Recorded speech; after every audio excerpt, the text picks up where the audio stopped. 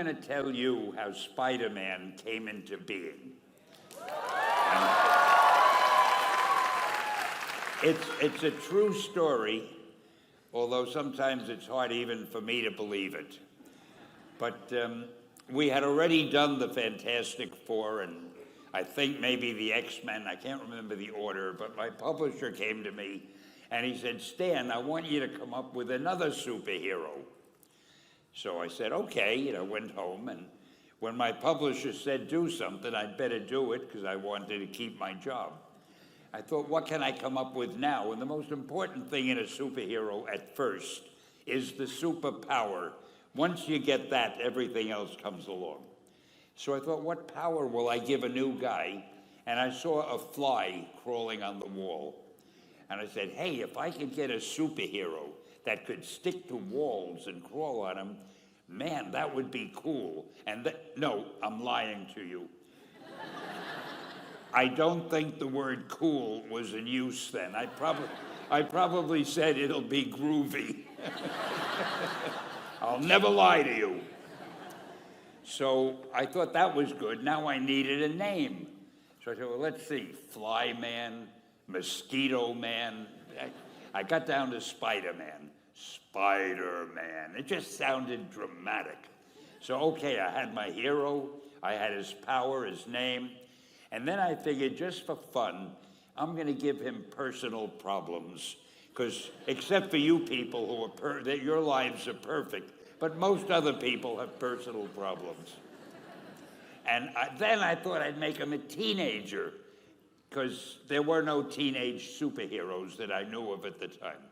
So armed with all that wonderful material, those great ideas, I ran into my publisher's office and I told him. This was my reaction, the reaction he gave me.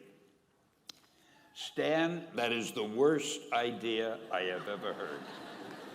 First of all, and he started to give me his, because he's a very logical man, very intellectual. First of all, people hate spiders, so you can't call a hero Spider-Man. You want him to be a teenager?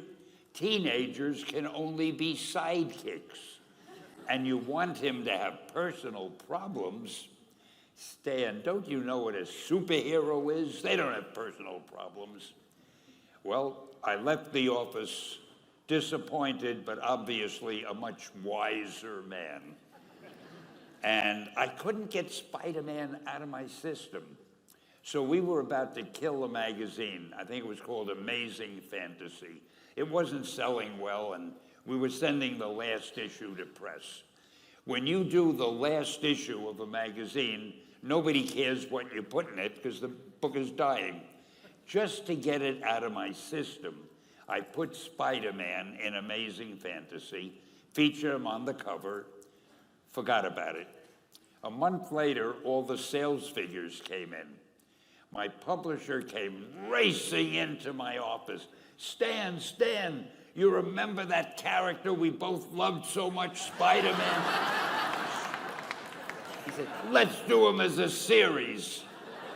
Now, why am I telling you this? Besides the fact that I have to kill a little time.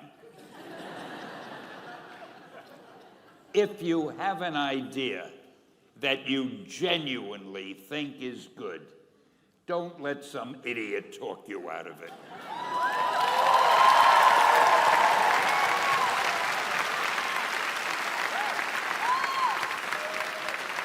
Now, that doesn't mean that every wild notion you come up with is going to be genius, but if there is something that you feel is good, something you want to do, something that means something to you, try to do it.